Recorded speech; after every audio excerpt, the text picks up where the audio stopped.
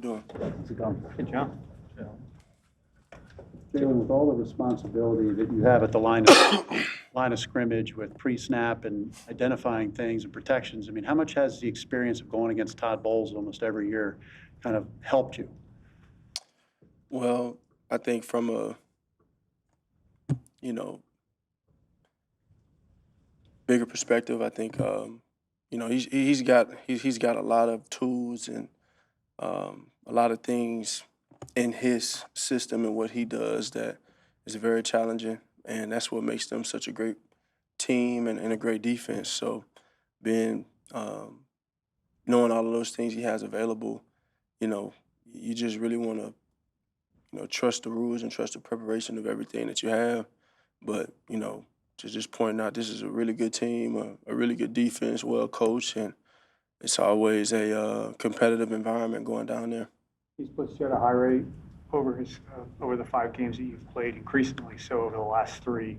What are the keys to beat that blitz?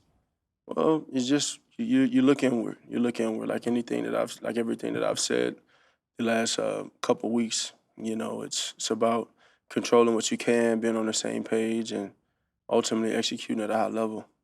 How do you feel like, in terms of being on the same page, how do you feel like you and your receivers and protection have been in terms of having answers whenever you are hot versus the blitz? I think that there are always room to grow in any avenue of that. You know, I don't know what numbers are or optically how something looks, but you know, when we sit here and we're very critical of ourselves, we're gonna say we got to improve in this area, and so that's the mentality with that and everything else. If I can go back to Sunday, there's been a lot of curiosity about your reaction or lack thereof during the touchdown at the end of the game. What's going through your mind as he's running back? Well, I mean, I think everybody processes their emotions in different ways. I had a ton of emotion, truly. I was really processing him picking the ball up and running. You know, I had no doubt that he was going to make the play, that somebody was going to make the play, but processing him running, just kind of watching. So, you know, there are a lot of, you know, a lot of conversations on the sideline too as well, even prior to that moment of having a sense of focus on the things that we can improve on too. And so I think also, you know, when you approach it from a bigger, you know, perspective, and you say, you know, where are we and where are the opportunities to improve? You know, I'm also assessing it from that vantage point as well. Just playing a lot of ball, having, you know, having won a lot of games, and then having lost, you know, games to where you have a boatload and a bulk of experience to lean on. And so I think those are the things that kind of develop our experiences, kind of develop our compass and how we navigate and respond to certain things, and kind of look to the consistency of how as a person in all moments, not just one. After the game on Sunday, you mentioned getting out of character in reference to a question about sideline interactions. How do you know when to do that? And is it a fully conscious decision? Well, it takes discernment. I think it takes discernment for one, and I think secondly, I've gone up here every preseason and told you guys that every year is going to demand a different version of myself, and I'm mindful of all of those different things, and it's just a matter of feeling that, and hopefully, with the preparation and the thought that you've put in before you walk into a situation, you like to think you're thinking right, and so you know, you can experience things, and you can learn from them. And so I think, yeah, that was a moment. You know, that was I guess a moment, you know, for all of us, not just myself, where we're trying to get things going, and then there's an eagerness for that. And so, yeah. Do you think the way you guys were able to kind of open up the offense in the second half against the Rams can kind of, you know, it's kind of backwards, I guess, but open things up for Saquon going forward, you know? Say that again. In the running game, like the way you guys were able to like open up the offense with the passing game in the second half against the Rams, do you think that can help Saquon, in the running game? Well, I think overall, I don't want to point fingers to one element um, of our game, of our offense, because it's not about just one element or one force or one unit. It's just about execution. The standard isn't to produce, it's to execute. So whatever we have going, are we doing the right things within what we're asked to do? And then assessing and saying, hey, can we do some things a little differently when that time shows up? And so I think overall it comes down to execution. Through it all, you guys have been very effective in the red zone, especially. Um, No matter if you're struggling, when you get in the red zone, it's been very effective. What about that condensed space do you think that's handled so well? Well, I think every year is different. Every year is different. It's kind of we've had times where it hasn't been that way, and then right now it just so happens to be that way.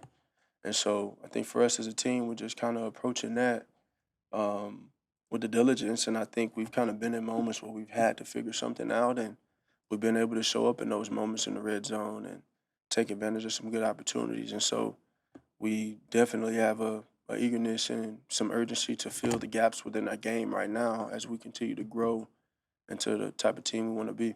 In the offseason, you were asked about taking more ownership over the offense. Do you feel like that when you do get to the line, based upon what the defense may give you a certain look, do you have the necessary freedom and tools to run the offense the way you want? I think it's grown over time. It's definitely grown over time from an authoritative stance and a tool stance as well. And so, you want to make sure that you have everything available to you to go out there and make a play. I think also that, and not make a play, but, drive the offense, but also knowing that everyone needs to be on the same page to bring that play to life. And so all of those things are important. And I know it starts and ends, with what I do.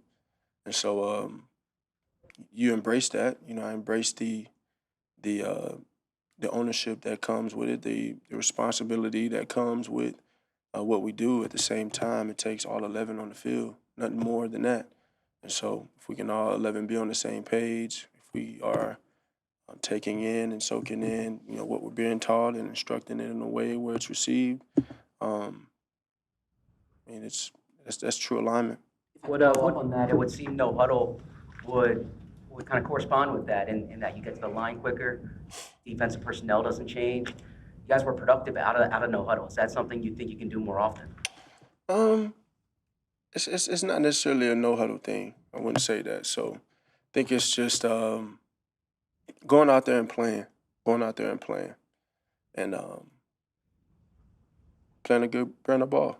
Yeah, I don't think it's necessarily a no huddle thing. What perspective did film review give you on why things were working so well in the second half? What? Say that again. What perspective did film review give you on why things were working so well in the second half? We had to. We put ourselves in a position, and we approached the game in a different way. And you have games like that. And I think as a unit, we found a way to get it going. And I give a lot of credit to KP in that. Being able to adjust and see and get us in the direction that we need to be. Especially early in the season, Nick talks a lot about unscouted looks each year. I imagine this year you saw some stuff that maybe didn't expect to see. How much have you grown with that stuff at the beginning of seasons, those sort of curveballs? Yeah, I think that's very important. My personal opinion is it's very essential to going out there and processing things and really rooting yourself in the foundation of what you do. And so, when you go out on the field, hope is in the game plan, and worry and fear is in the game plan either. And so going out there and truly feeling confident in having an answer versus anything that they do, that's always, what you're striving for. I think playing the quarterback position and just playing offensive ball, everybody wants to have that sense of security in what we're doing. And then you have times where, they kind of get you. And that's a part of the game, and you learn from it, and you build from that. It seems Lane's value is as clear when he's not on the field as when he is on the field. What perspective do you have on what makes him so unique out there? Lane Johnson? Lane Johnson. I mean, Lane Johnson is Lane Johnson. I heard of Lane Johnson. I mean, it's been years that have gone by where we played together here, but his name has been ringing far before I even gotten here. So he's a hell of a player, and I was actually just talking about him and his routine. And I know he's mentioned or he's applauded me for my routine, but his routine is very,